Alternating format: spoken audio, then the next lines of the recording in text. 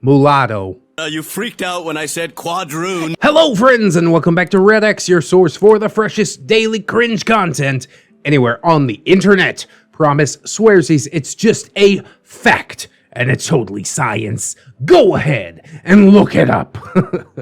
Today, for the very first time, we are diving into r/ProRevenge. I think we've done petty revenge in the past. It got under 1,000 views, so I'm not too worried about how this video is gonna do, honestly. I'm just doing it to cast the net a little bit wider, to try out some new stuff, which I think is the beautifulest part about these double upload days. This is indeed the second upload for the day. If you missed the first one, there is a Neckbeard story, which I hope that you will partake in. It is from our very own Patreon, Cake Jerry. Blessed be his name. Today we got a couple of stories from the ProRevenge subreddit because they are shorties. Shorties but goodies, I do suppose. I might be doing double uploads, but that doesn't mean I'm just gonna like drop a 10-minute video and be like, it's good enough. Nah, I wanna hit like, at least 15. So that is indeed the plan. I do know that I enjoy r/petty revenge. Will r/ProRevenge be the same? Even though it's like stepped up and stuff? Really, I'm just like a petty person, I like the small victories rather than the big, gigantic, explosive stuff. But hopefully we will get into some explosive stuff today. I can gauge the reactions, and we might revisit it at some point. But first things first, let's get some plugs and disclaimers out of the way, and then we will dive right into some r/ProRevenge.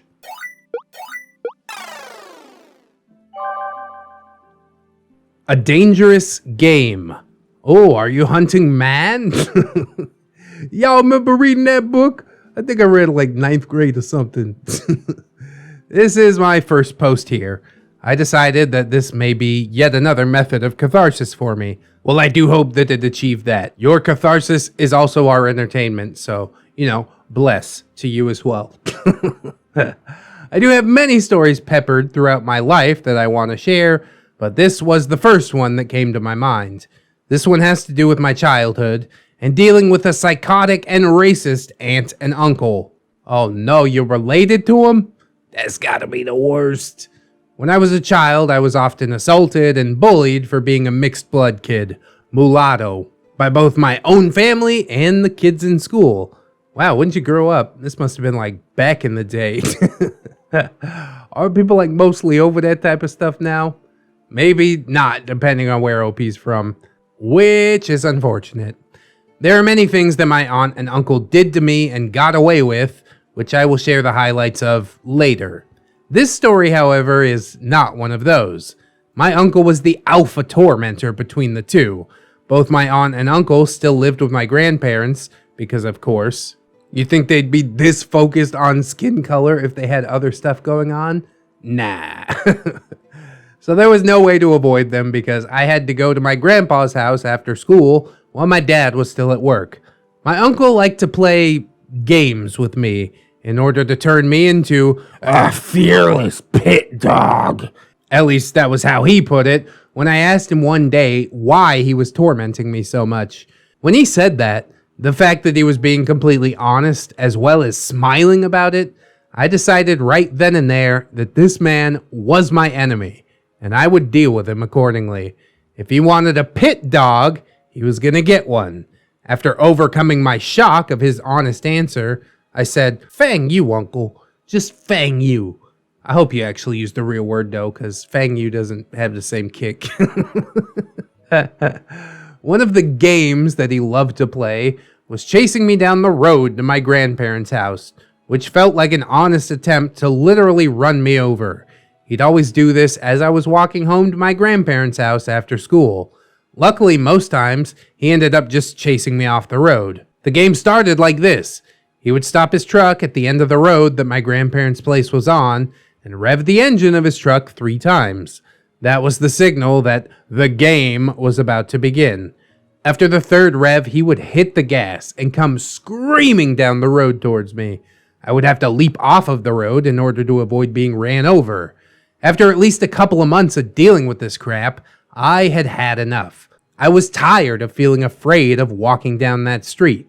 I thought it over for a while before I decided that I would indeed have my revenge.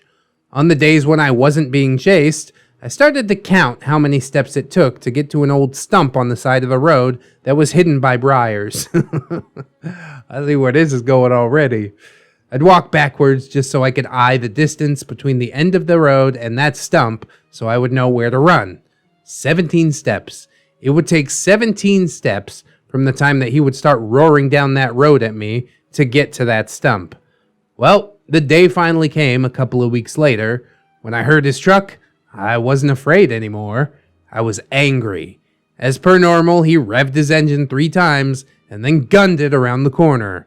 I waited until he was close enough before I ran as fast as I could up the side of the road and behind the stump, throwing my backpack into a deer trail that I could jump into in case my plan failed, and then I quickly turned around towards the stump and the oncoming truck bearing down on me. As expected, he followed me up the side of the road, too fixated on me to pay attention to where he was going. The next few moments were beautiful. The briars parted like the Red Sea, and to my delight, I saw his eyes go wide as he realized what he was about to smash into. He yanked the steering wheel to the left, his front right tire going over the stump, which launched him into the air. Oh boy! As he flew past me, I could see the look of terror on his face, and, while grinning madly, I began to shout insults at him as the truck nearly flipped in midair. Instead of flipping, the truck roughly came back down on 4 wheels, and he continued down the road to my grandparents' house and parked in the gravel driveway. I grabbed my backpack, ran up the trail, and hid. I didn't come out until after dark when my dad came to get me. I knew the sound of my dad's car, a Datsun B210, so when I heard him coming up the road, I immediately came out, waved him down, and quickly jumped into the passenger seat. My dad asked me, concerned as to why I was out there.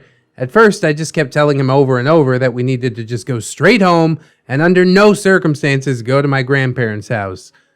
That's not suspicious. When my dad kept asking why, I finally told him about everything that had happened. Without another word, he turned the car around, silently fuming, and drove us home. I don't know if my dad talked to my uncle after what happened, but what I do know is that the game never happened again. Well, that game, at least. Oh, it's so close to being ProRevenge, isn't it? I wish the truck would have flipped. I wish this dude would have had his head smeared all over the sidewalk, but that's not what happened. He didn't even bust the radiator or anything. He just drove home. And granted that OP didn't have to put up with this crap anymore, but he got off way too easy on this one. But at least OP is starting to learn some lessons, slowly turning into that fearless pit dog. And the scariest thing about a pit dog is when it finally decides to turn on you for all the beatings and mistreatments that it's received. I definitely hope that your life is going better now. OP currently only has one other story on the r/regular revenge subreddit, and it's marked as fake, so I'm not sure how to process this, but if the story is real, then I do definitely hope the best for you. I probably won't be watching and waiting to see if there are any updates to this tale, but, you know, maybe somebody can remind me in the comments a year or so down the road, and we can have a look. But that is then, and this is now, and now we will be moving on into our second and final ProRevenge story for today. A shitty warehouse. As most warehouses I want to be, I think. So, my life has been in the crapper for a while now. Sorry to hear that, OP. But a tiny bit of revenge can feel really good. It doesn't end what I'm going through, and it's only a small chapter, but still. Fair enough, man. Sometimes we take what we can get, you know? Focus on them small victories. It'll turn around. Can't stay dark forever. So, with the COVID crap going on, I was working some small jobs just to stay working. Namely, I was working at a Walmart and also at a Lowe's. Well, as things eased up a bit more, job opportunities opened up, and I was interviewed for a warehouse manager at a company that I will call Neurotic Company to protect the identity of those involved. I was immediately offered the job, though at a pay rate that I thought was a joke for a manager. Still, it was much better than Walmart. They put me on at an hourly rate of pay and gave me a 50-hour-a-week schedule to meet my minimum income expectations. The pay was insulting in some ways because of the range of things that the owners wanted me to be able to do, including welding, plumbing, electrical, and carpentry, all on top of managing. Nah. This is why a job description is very important, okay?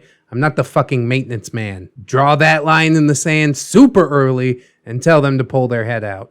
Although, maybe reasoning like that is why my bosses never seem to like me. The warehouse had gone through a short shutdown because of COVID and was ramping back up slowly. I managed a day crew of 2 that had been there forever, a night crew that at the moment had 1 person, and 4 drivers that had been there a while. My hours aligned mostly with the night crew as they needed the most help, and the daytime guys could handle things well enough. So I managed at this warehouse for 8 months. That was all that I could take. In that time, the owner slowly eroded my power. I watched him tell countless lies, change his mind on things at random, and change our working hours at the drop of a hat. He was an ass. Sounds like a nightmare boss. There's got to be a subreddit for nightmare bosses, doesn't there? Boy, I got a couple of posts to make over there myself. Something, absolute power corrupts absolutely. Also, the whole place was covered in cameras, and he would come in to talk to us about very specific things that he had watched us do on camera while he was sitting at home. It was disturbing. Fucking dude is so bereft of activity. He's like, oh, let's watch what my little ants are doing today. What a scumbag. Turnover was huge, as the owner would simply piss people off and they would leave. It made my job impossible. But the other managers would tell me, hang in there, he'll be gone soon. Eventually I had a crew that was loyal and worked for me. The only problem was, if I was not in, they would all call out in order to avoid working with the owner. Then it finally came. The owner was supposed to move to Florida to be near his grandson. His wife was making him do it. I think he wanted to stick around and just run the business into the ground. I bet he's the worst granddad ever. Smokes in the car, doesn't let the kids roll down the windows because it's cold and shit. That's what my grandma on my dad's side did, legit. And I was a 5-year-old with asthma. Oh, it's another story. A couple of days before he left, the owner took me aside and gave me a huge write-up for all sorts of dumb crap that was completely untrue. And then he yelled at me for an hour, saying things like, I bet you're sitting there thinking, how can this place make any money without me? Well, I was successful before you all by myself. And so on and so forth.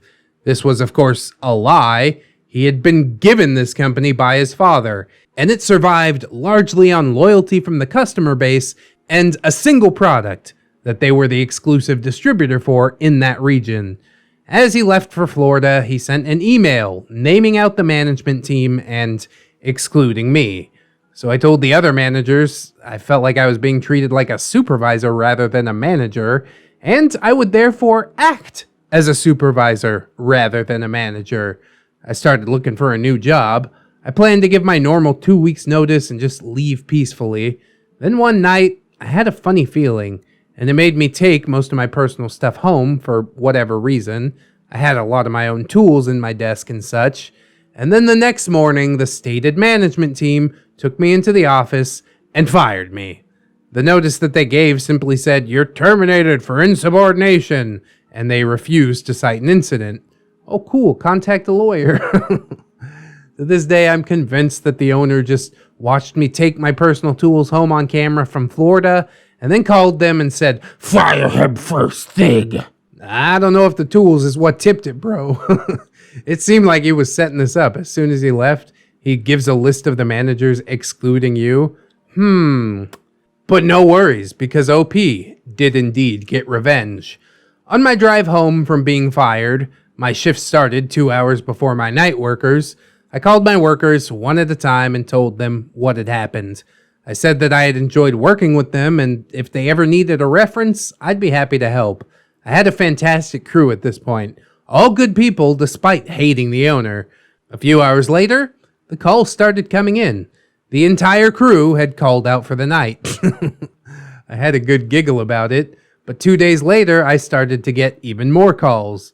To the man, the entire warehouse night crew had quit in loyalty to me. I was told that they'd been offered $4 an hour raises to stay, and they had refused all of them. After the warehouse workers quit, I got a call from my favorite driver. I had mixed feelings on my drivers as a whole, and he told me that none of the drivers had certifications for driving the trucks that we had, which had air brakes, and he suggested that I report that to the Department of Transportation. Oh boy, it's all falling apart, isn't it? The best way to hit him where it hurts, man. The pocketbook. Let's just say that from what I heard, the owner had to come back from Florida at his wife's protest to take back over. The only people that they could get for the night shifts are a druggie who they fired previously when he got naked in the warehouse while high on LSD. That doesn't sound real. Come on. I've been fried a few times. I never took my clothes off. And there was also a guy who was previously fired for making far too many mistakes. Deliveries were truncated for quite some time because they could only use the van instead of the 30-foot box trucks that they have, while all the drivers got themselves certified. Oh, and as I understand it, there was also a hefty fine.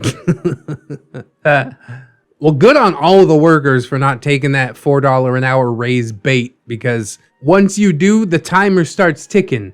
They're going to be looking for anybody that can replace you that they can pay less. So yeah, good. Go quit, find a company that values you as a human being. They're apparently out there. I'm not sure I completely believe the myth, but from what I hear, they are out there somewhere. It's always hilarious to me how people who inherit a business somehow think that they're absolute business masterminds and then end up running it into the ground.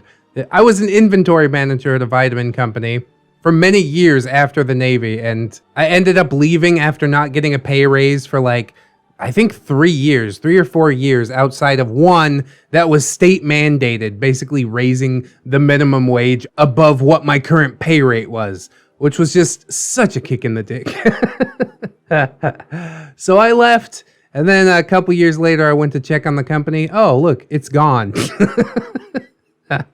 I mean, it sucks, 40, 50 people lost their job, but 40, 50 people lost their job because this boss that I had was just far too neurotic, thought he was completely infallible, and drove into the ground a business that his grandfather had built. And that's exactly what's going to happen to OP's boss. And it's going to be delicious. I would be lying if I said I don't take at least a little bit of joy in that. Congratulations, you destroyed your family's legacy because you couldn't get your shit together. Impressive. I hope you guys found this video impressive. I hope that you like, comment, and or subscribe. If you did, maybe check out the links in the description. There's a bunch of stuff down there. Lots of plugs. Also my social medias. Also my Patreon and my gorgeous, wonderful, beautiful, generous patrons. And as always, I would like to thank them all, but especially Calvicus, Fatboy Shrimp, Robert Waits, TSM Kirby, Teddy the Police, Aaron W, Delicious Jelly Donut, Candy Sora, Fire Drake, Liverson, Silent Revolvers, Atheris, Zero MMX, Little Lone Wolf, Vanilla Mel, Ralph Stour, Caustic Fox, Derpy Tricks, Aaron Lennox, Fisher Diggy, OG James Cook, J.M. Coon, Jerry, John Hero, Miss Monday, Nomag, Melgar the Destroyer, Mirthful Baker, Nat One Nick, Lady Nix, Katykins and Elizabeth, Sidestep, Cider Drinker, Serrated Ash, Siegfried, Steampunk Alley, Synaptic Boomstick, Brilliant Tamago, Tato Ferret, That Duck and Bug, Fusky, Treeberg, Redwind, Goose Says Honk, Leon Embers, Naga Viper, John Indoors, A-Roxers, Cake Jerry, that's a different Jerry. Crafty Kitty Cat, Origami Cam, Princess Rosalie, The Last Shinobi, and the maestro himself, Zuka Cervantes. Thank you guys all so very much for helping the channel do what it do. I don't have the highest of hopes for views as far as this video goes, but that's all right because my patrons got my back. I don't need to constrain myself 100% to just what gets the views, which is it's really freeing. So thank you guys once again. If you'd like to join these lovely people, that would be massively appreciated. We got some great rewards over there. But if you can't right now, don't sweat it too hard, friends. I just appreciate you coming on through, hanging out with me, and I hope that you come on back and hang out with me again tomorrow. In order to do so, you need to keep yourself safe out there, wash your hands, but also take some time out and do something that you personally enjoy today. Maybe watching some other ReddX videos. Yeah, we got a lot of neckbeards. That's basically what we do around here. But ProRevenge might make a comeback. You never know. Additionally, I hope that you guys will always remember that you are loved, you are worthy, and you definitely deserve it. I will see you in the next one. And until then, friends, bye-bye.